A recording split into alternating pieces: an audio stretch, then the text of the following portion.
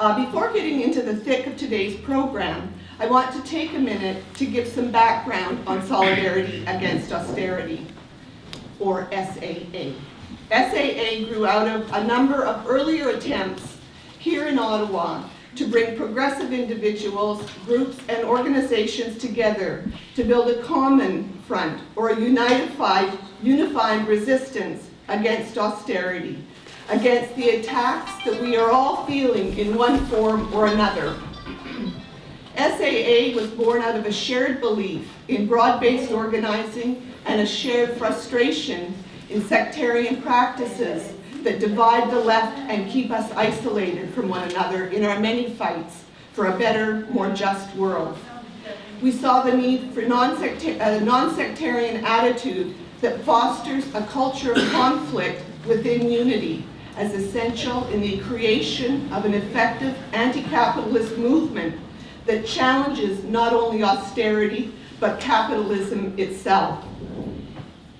And we want to do this in a way that can speak to people beyond the radical left, an attitude that acknowledges and gives voice to the many different struggles being fought and to the many different forms of oppression people experience.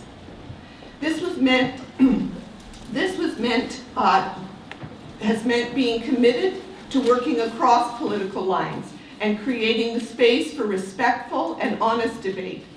People will not always agree on the best way forward, but we want to build something that allows us to debate our ideas while also being willing to listen to the ideas of others and to hopefully, at times, change our minds.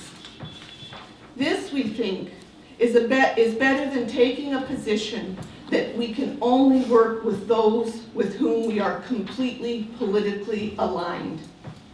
We are trying to take up this approach in a serious and dedicated way, encouraging difference and allowing for experimentation as we try to create new ways of coming together, new ways of working together.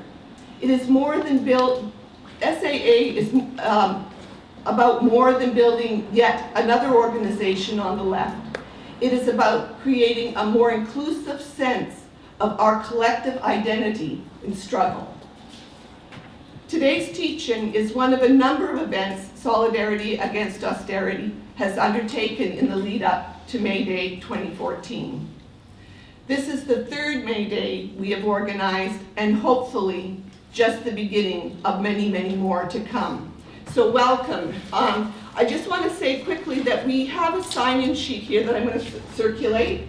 And if you want to receive, be on the listserv for Solidarity Against Austerity, put your name, your email, and your phone, and we will make sure that you get on the list and are getting all of the latest updates, okay? And now we're going to get into the program for today. And I would like to start by, oh, you know what I meant to also announce is during the lunch break, and we will have a very small lunch, simple lunch. We're going to have a speaker, Hassan Husseini, who will be talking about his bid for the presidency of the Canadian Labour Congress and why he's undertaking that bid. So now I want to get into the program today by introducing our first panelist, David McNally, who is a professor of political science at York University and one of the most recognized Marxist intellectuals in Canada. He is also a committed activist of the left going back to the 1970s. Sorry, I don't want to age. Well, you just One of the most recent publications was a book called Monsters of the Market: Zombies, Vampires, and Global Capitalism. This work earned David the 2012 Deutscher, the 2012 Deutscher, oh, I'm really aging, Deutscher Prize. He has written many other books and articles and engages actively in political debates in Canada and around the world. The topic we have asked David to address today is global austerity, global resistance. Welcome, David.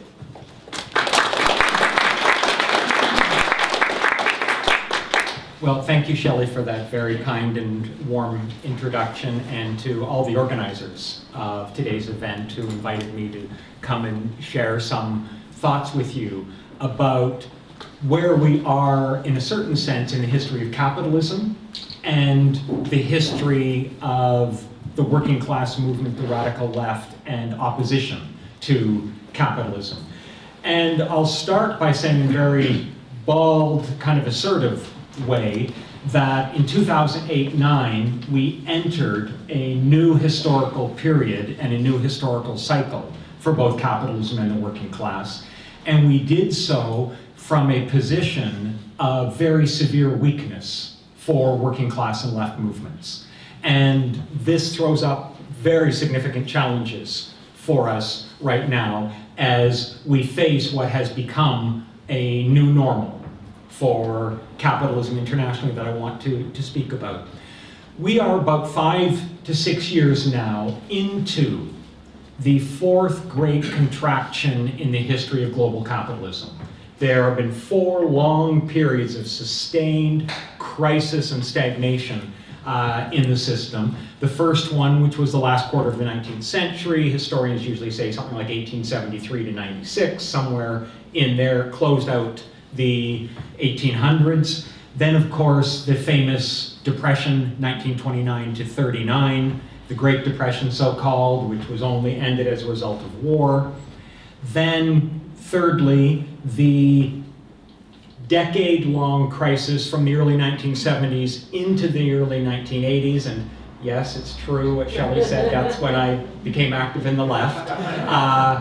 And in fact, I think much of the so-called new left developed in that period of capitalist crisis, which was then ended by the massive reorganization of capitalism that neoliberalism brought along.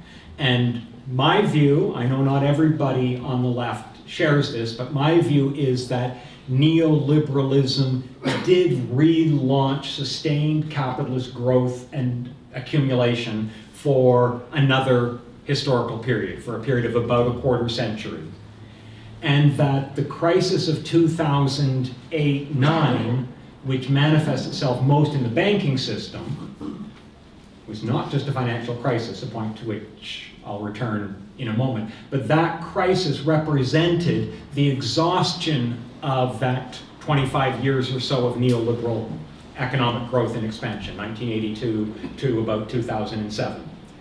That period was one in which the existing organizations of the working class movement were dramatically weakened by an offensive by capital and governments designed to massively restructure work processes, to legally weaken unions, and to destroy what I will call the cultures of solidarity that had been built up within the working class over a long historical period.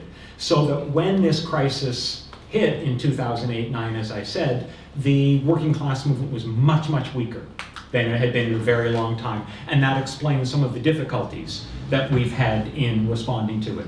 I do want to underline that I'm saying that this is a long-term crisis period for capitalism and not just a financial crisis. And I think some of the best evidence of this was that it wasn't just banks that would have gone under without bailouts, but both General Motors and Chrysler would have gone under without government bailouts, which were very significant in this country, for instance. And that I believe, and I'm happy to come back to this in discussion at any point during the day, that we have been living through a classic crisis of over-accumulation within capitalism. The problem for capitalism is, as we know, it's not a planned economy, it's a competitive market economy, and every capitalist is engaged in retooling their factories, machinery, production systems, and so on, without regard to what's happening to the system as a whole, but only with regard to what share of profits they can get. And this, over time, produces too many automobile factories, too many shopping malls, and so on and so forth, and that then produces great financial strains and pressures within the system, which is what we encountered with the crisis of 2008-9. Now, once that crisis hit, central banks globally did something that they failed to do in the 1930s and that they had never done before, which is to say, they set on a policy which essentially said, we will bail out the financial system irrespective of what that costs. Now, they didn't say that explicitly, they just started throwing trillions of dollars into the financial system and discovering that a few trillion here and there between friends wasn't enough. They were going to have to get a lot more serious about the trillions that they threw in, and so they kept announcing one new program after another, acronyms to make you go crazy. So you had TARP 1 and TARP 2, and now you get all the acronyms for monetary easing and so on and so forth. They got QE 1, QE 2, and so on. But the point of it is that then they haven't finished, because they're still doing this both in Europe. There'll be more bank bailouts, Spain, Greece, and so on in Europe. But they hit a price tag of something in the neighborhood, by my calculations, using only central bank figures, of about $29 trillion. And to give you a sense of what $29 trillion looks like, because my betting is that not many of us in this room have actually ever seen it, is that that's more than twice the value of all the goods and services, the gross domestic product of the United States, over 2 years. And they took the equivalent of 2 years of wealth generation in the United States and pumped it into the financial system and the odd multinational corporation like GM and Chrysler.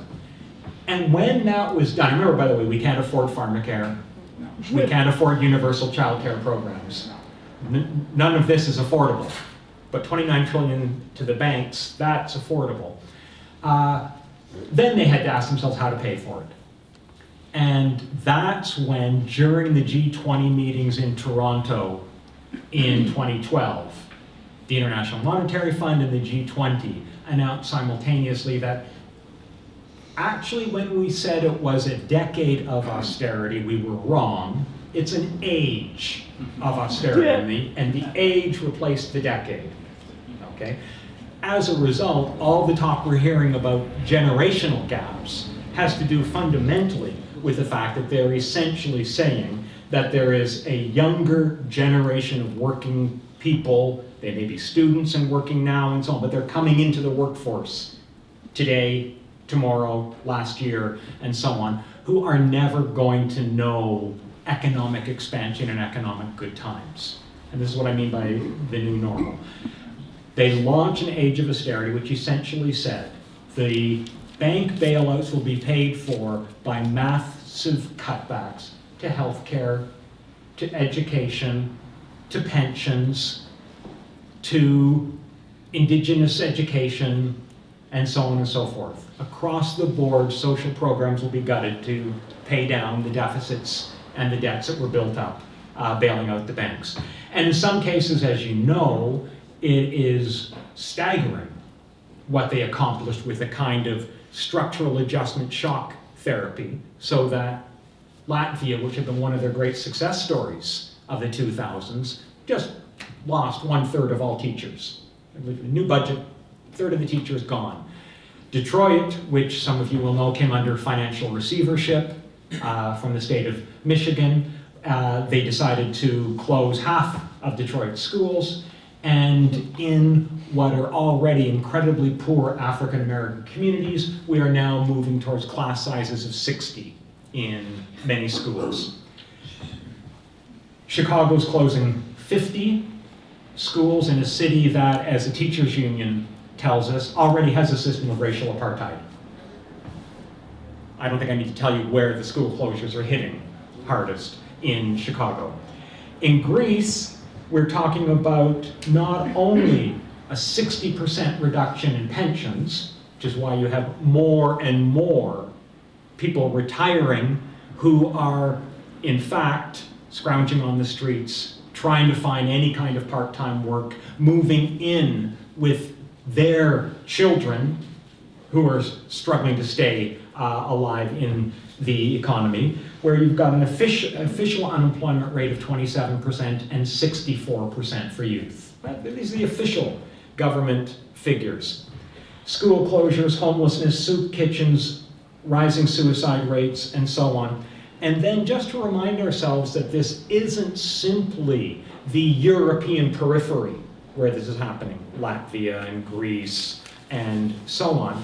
The Economic Policy Institute came out with a report 10 months ago telling us that half of Americans have a take-home income that puts them below the poverty line.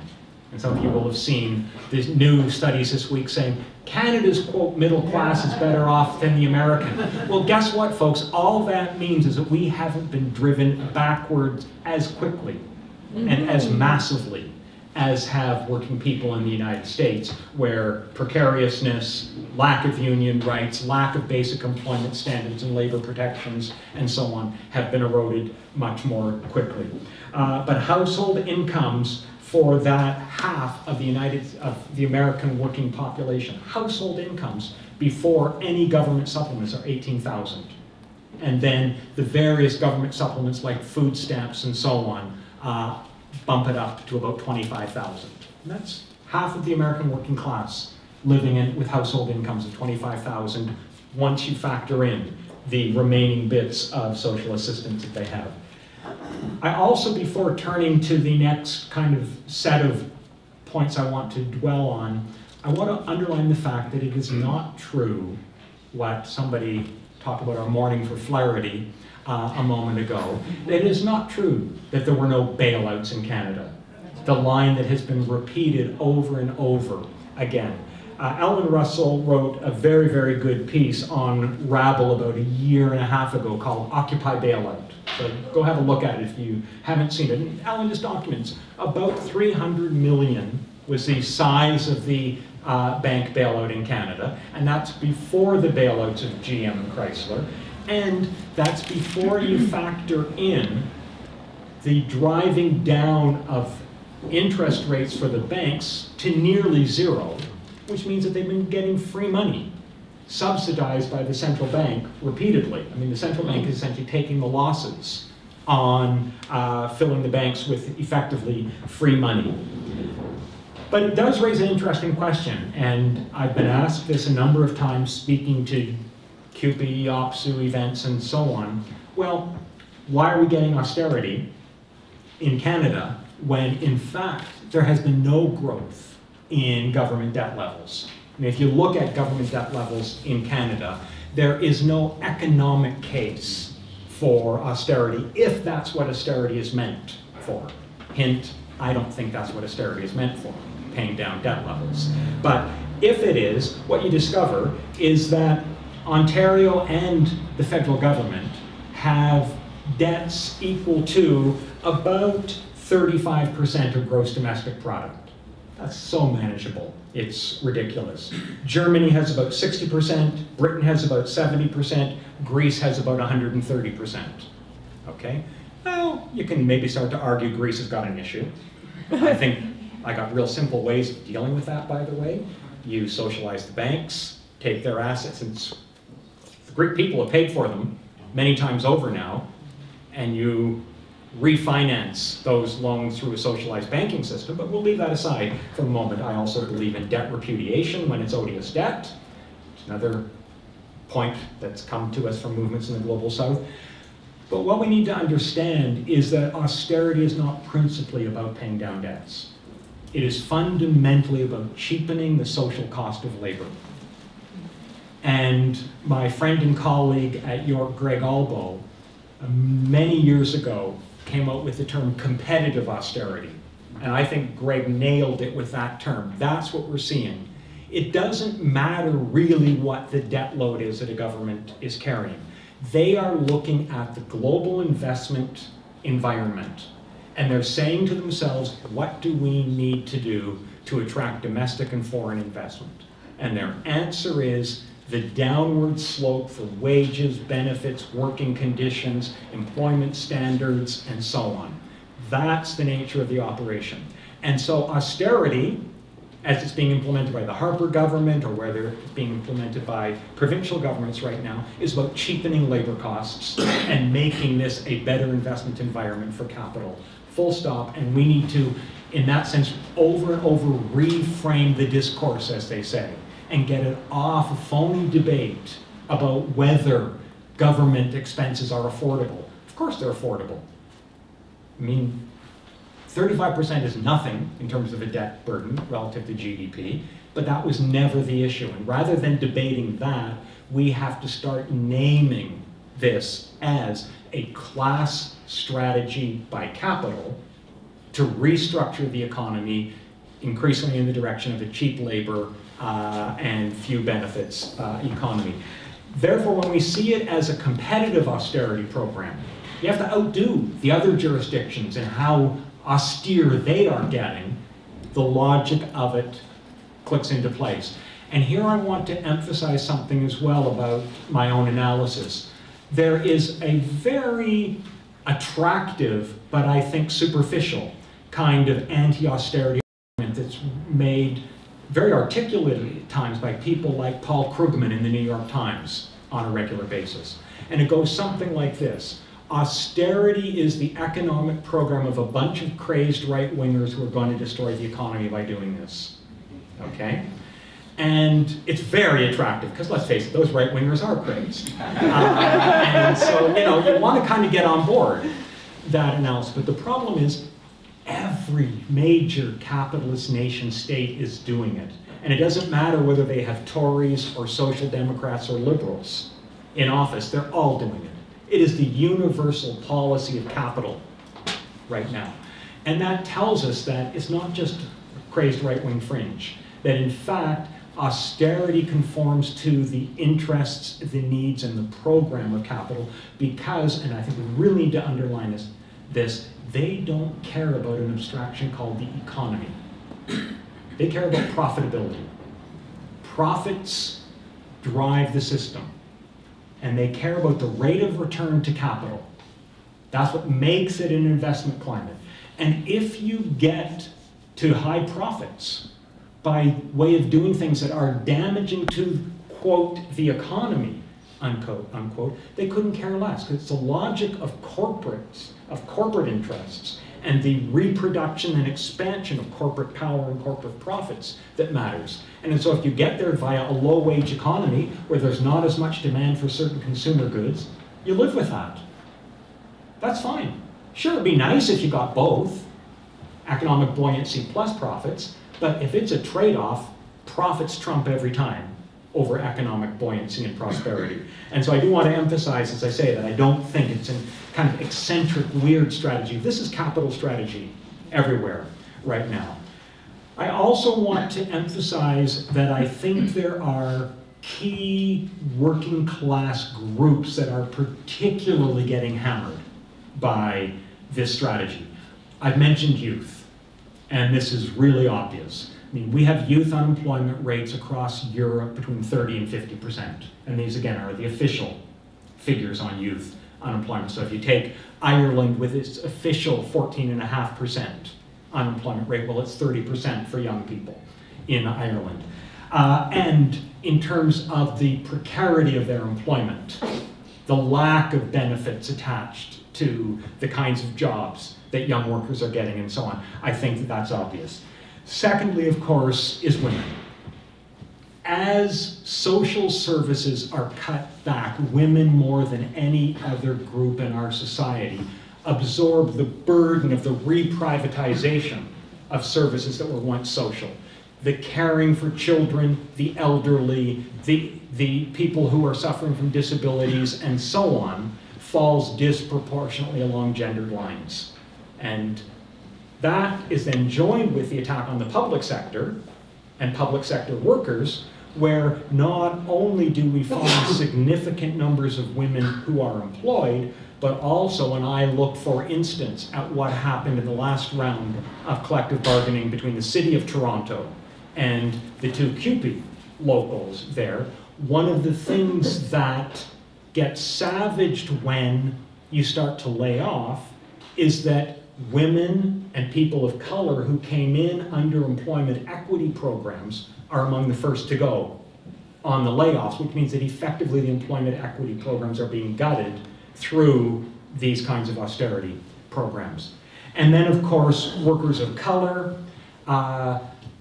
who are in much higher concentrations in low-wage, non-union jobs to begin with.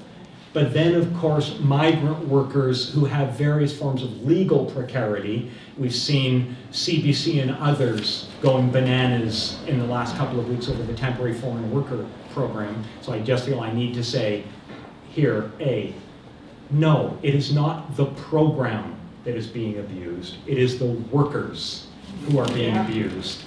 And that what we need ultimately is a labor movement and a left in this country and elsewhere that will say the solution is not the shutting down of the program, the solution is the normalization of status so that full civil and labor rights are attached to so-called temporary migrant workers who have a path to permanent residency in this country. So that's to say, in other words, we ought to be not denouncing the program as bringing in people who aren't needed, which plays into a racialized divide and conquer politics, but they are our sisters and brothers who deserve the full legal, civil rights, employment standards, and right and path to permanent residency and citizenship. And I think that left labor response is the one that's going to become really urgent.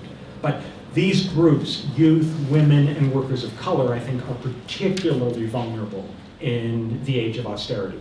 I want to come now to the second part. I'm asked to talk about global austerity, but then also about global resistance. And I want to start by giving you a quote. Some of you who have heard me speak before know that central bankers are not my favorite people.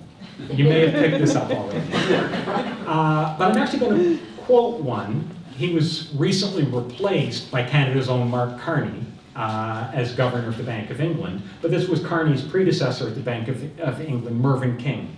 And he said, and I've got to quote this, for two reasons. First, the price of this financial crisis is being borne by people who absolutely did not cause it.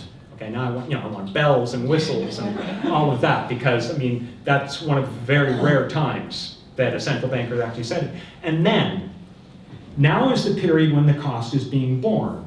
I'm surprised that the degree of public anger has not been greater than it is. And what I want to suggest to you is that I understand where that last part comes from, but I think it's a misreading. I think what we're dealing with, and this is the dilemma of all of us when we come to the problem of global resistance right now, is not that there isn't anger and disaffection and even highly explosive moments of opposition, but that thus far we have not been able to build any of this into sustained, ongoing, enduring new left movements that can actually grow over time as a counterforce within society. And so I wanted to say a little bit about the degree of opposition that I think there has been, and then talk about that last dilemma. And I want to remind you that, in fact, very early on into this crisis, by the fall and early winter of 2008, we were seeing the first wave of factory occupations. The most celebrated was probably Republic Windows and Doors in Chicago, where a largely immigrant workforce literally occupied the plant. But there were 5 factory occupations and auto parts in southern Ontario. There were multiple workplace occupations in Ireland, Scotland, England, France, Spain, Italy, and so on. The problem was that the employers were by and large prepared in the depths of that recession to say, sit there, you can have it. We don't care about that plant. We're not interested in restarting it. And so workers were confronted with the dilemma, and by and large, of just holding something that capital wasn't going to contest, and hadn't moved, as movements did in Argentina in the 2000-2001 crisis, to recuperating and restarting these units of production under workers' control. In Argentina, as many of you will know, there's a recuperated workers' enterprise movement that has actually taken over dozens and dozens of workplaces and restarted them. We didn't see that transition. French workers had an interesting tactic. They then added to the workplace occupation the famous boss napping. And some of you will recall the stories. Okay, if taking the workplace doesn't do it, we'll hold the boss. hostage as well. And I have to say that that actually got some improvements. In some cases, they got, for example, written agreements to keep plants going and preserve jobs and so on. One case I can think of till 2017, for instance, was one of the agreements signed. And then general strikes. There have been a wave of general strikes, predominantly, but not exclusively, in Europe. Greece is now, someone in the room may have kept better count than me. I think there are 21 or 22 general strikes since the crisis started at this point. But one of the things we've learned is that capital has raised the bar in terms of opposition as well. They've clearly decided they can handle one-day general strikes. There have been some progress on that. We got last November 4 Southern European countries where labor movements simultaneously held a day of general strike action. But as I'll come back to in a moment, as important as a one-day general strike is in building solidarity, collectivity, and so on, it's clear that ruling groups are prepared to ride those out. In addition, we of course saw the enormous upsurges of the so-called Arab Spring, and I'm thinking particularly of Tunisia and Egypt, where strike waves were absolutely central to driving forward those revolutionary processes. The movement of the so-called indignants occupying public space in Europe, particularly in Spain, and then the rise, almost astronomic, of Occupy, beginning, of course, Occupy Wall Street, but then extending to hundreds of cities around the world. And I want to emphasize something about all of this, that these movements have underlined again and again a constituency of people who are decreasingly integrated into mainstream politics, but who have all kinds of oppositional feelings. And when there becomes an outlet for them, there's kind of a focused point of convergence for oppositional energies in society, we find that these movements take off. I mean, I was really struck when Occupy Wall Street was still a one-city operation, just beginning to percolate, Toronto was just beginning to take off and so on, that an opinion poll in the US, and a quite credible one, showed that the Occupy movement, 2 weeks into its history, was massively more popular than the Tea Party in the United States, which, as I think I don't need to tell you, has deep pockets. And the scruffy ragtag crews that put together Occupy Wall Street didn't have those kinds of deep pockets. But that discourse of the 1% and the 99% really resonated. It struck a chord, and it tells us that there's a deep disaffection with the polarization of wealth and power in our society, and that when people sense that there's something meaningful that can be done, it resonates, and it resonates very powerfully. The problem is that much of the time, in fact most of the time, there doesn't seem to be anything meaningful that can be done in terms of mainstream politics, and where our social and labor movements are at. I could spend a lot more time, but I'll simply say Gezi Park in Turkey, Idle No More, Quebec student strike, Chilean student strike, all of this is plenty of indication of oppositional and resistance type energies. But the real challenge that it poses is that these are all arising in a period in which the left and the labor movement has undergone a historic decline. And as a result, the capacity to tie together these movements and oppositional energies into a new left of the sorts that we saw galvanized across the 1960s and 70s, and I include the radicalization that happened in the labor movement when I talk about that new left. I don't just mean the student-based left, I mean the whole social political radicalization of that period. We lack at this point the networks of activists who are looking at the age of austerity, in some ways in the same terms that capital is, as a long-term project. They're looking at it over a 15, 20, 25-year period. And in many ways, one of our problems on the left in the neoliberal period is that we've gotten into a largely defensive campaigning mode. We will try to stop this attack, or we'll try to stop that attack. But the idea of actually creating strategic social and political spaces where we talk about where do we need to be in this city in 5 years and 10 years, and thinking strategically and longer term, which is, that's how capital is thinking right now. I think that's a huge challenge for us. The final point I'll make on this is that I think all of this means also really coming to terms with the need to reinvent the left and the working class movement. We're not going back to the way it looked last time.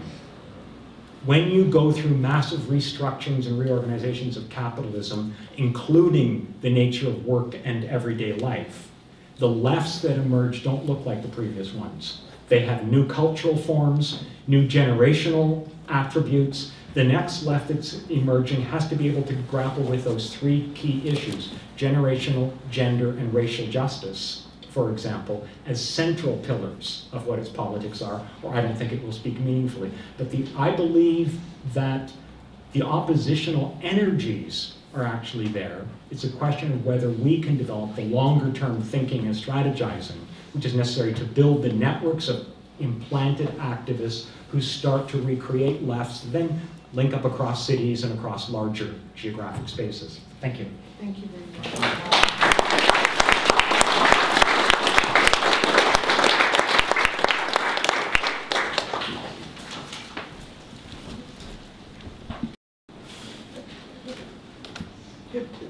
Question? Yes, I have a short factual question regarding the bailouts. I think my understanding is that there's been reimbursement of states to some degree of those bailouts. So we have, I think, to be factually extremely solid if we want to engage in conversations and not be shut down when faced with, let's say, real figures as to what the banks and the GMs and the Chryslers of this world have actually been able to reimburse the states. And I think that's what I'd like to know, so that I'm equipped and armed to respond. Are there? We'll take 2 more questions if they're there, and then I'll ask you to sort of respond to all of them in one go. Yes.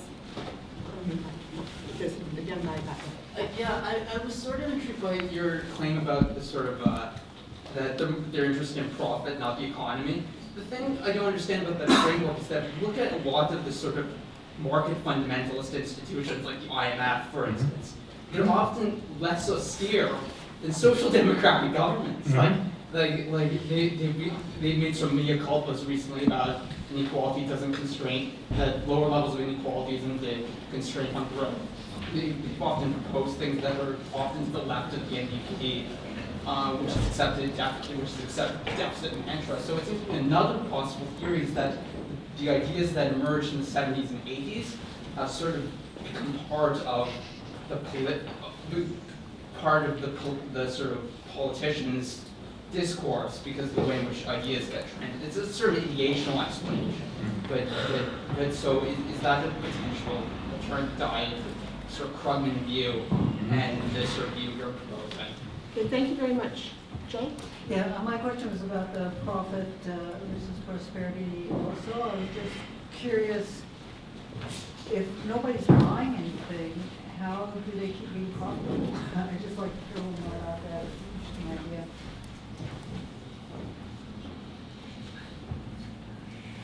Quick stab at those, and I'm assuming that throughout the course of the day we'll have lots of opportunity to come back to various of these. On the first point, absolutely true. There has been a small amount of repayment. It is predominantly in North America. Very little of the bailout funds in Europe have been repaid in any form whatsoever. And it's certainly true that the restoration to profitability of both GM and Chrysler has meant that those companies have paid back either considerable amounts or that the share values that governments own has appreciated. And so if you were to, for me it still stands that governments had no idea what they'd ever get back. And they were still prepared to invest those trillions. Having said that, you're right. We then have to start saying, okay, they went as high as 29 trillion. They're probably down $3 or $4 trillion in repayments since then. I haven't really done the figures recently. But they had no guarantees there. And they would, if it was all loss, it was all loss. But you're right, we would still need to be precise on it. On the discourse coming from the IMF and others, yeah, see, I think what's happening is we are now getting structural adjustment programs on steroids in the global north. The global south had them on steroids for a long time. And groups like the World Bank and the IMF economists got beaten up because they were saying from the 80s on, this will bring development. And it didn't. And the critics just blew them out of the water. Structural adjustment savages people's lives and doesn't bring development.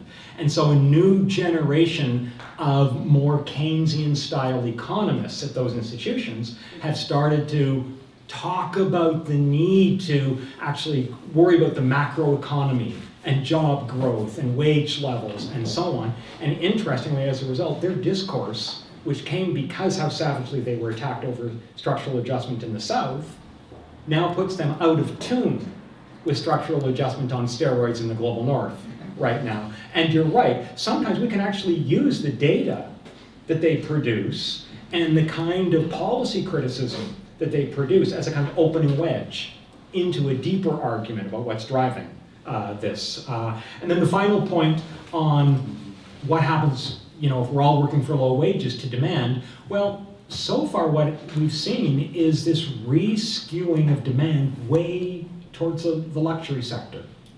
I mean, luxury goods industries are booming.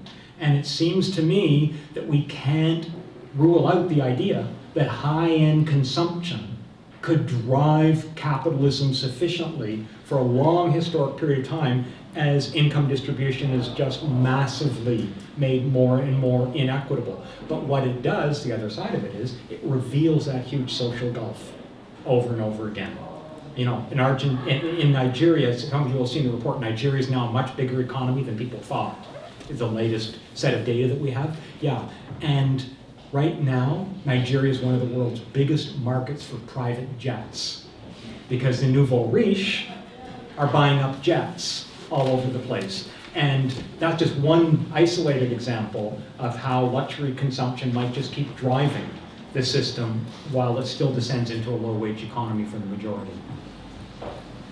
Again, thank you very much, David. We'll close this panel and we'll prepare to bring on the next panel. We've got lots of time today to have discussions and ask and answer questions. So this is just the start.